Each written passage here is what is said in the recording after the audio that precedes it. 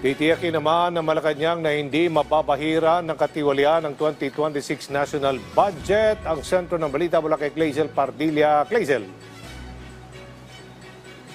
Aljo, hindi pahihintulutan ni Pangulong Ferdinand R. Marcos Jr. na mabahira ng anomalya ang pambansang pondo para sa susunod na taon.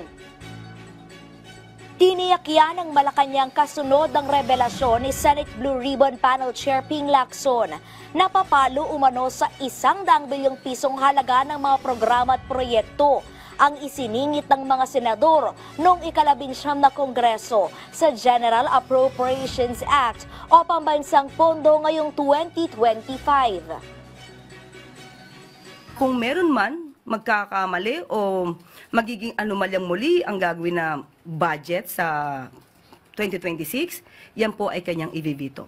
So makakasiguro po tayo with all these things happening, makakaasa po ang taong bayan na magiging maayos ang 2026 budget at hindi po pahihintulutan na ng Pangulo ang mga maaanomalyang proyekto.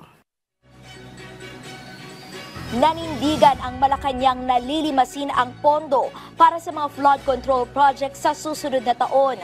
Bukod sa may natitira pang pondo ngayong 2025 na maaari niyang gamitin sa mga proyekto sa hinaharap, may warranty ang mga bara-bara at guni-guning proyekto na nabayaran na ng gobyerno.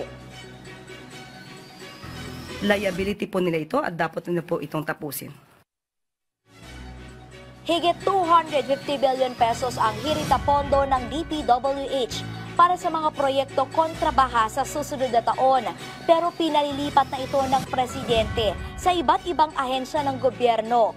36 billion pesos ang pinalalagay sa Department of Social Welfare and Development para tustusan ang pamamahagi ng ayuda sa mga pinakamahirap na Pilipino. 39 billion pesos ang mapupunta sa Agriculture Department para sa pagpapatayo ng karagdagang pasilidad na pipigil sa pagkabulok ng mga ani. Pinalilihis ang halos 90 billion pesos na budget para sa Department of Health at PhilHealth na magpapataas sa pondo ng Zero Balance Billing Program at libreng gamot para sa mga may hirap.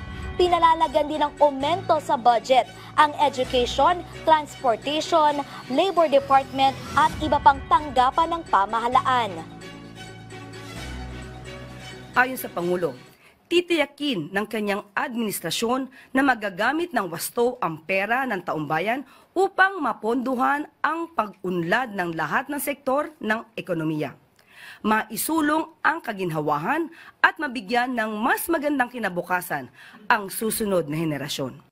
Aljo, ngayong araw kinumpirma ng Malacanang na tinanggap na ni Pangulong Ferdinand R. Marcos Jr. ang pagbibitiw sa pwesto ni Baguio City Mayor Benjamin Magalong bilang Special Advisor ng Independent Commission for Infrastructure.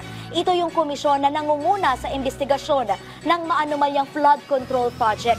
Kasabay niyan, inanunsyo ng palasyo ang pagkakatalaga ni dating PNP Chief Rodolfo Azurin Jr. bilang Special Advisor at Investigator ng ICI. Tiwalaan niya si Pangulong Marcos na makatutulong si Azurin para matukoy at mapanagot ang mga sangkot sa katiwalian. Yan ang muna ang pinakahuling balita mula rito sa Malacanang. Balik sa iyo, Aljo. Maraming salamat, Clazel Pardilla.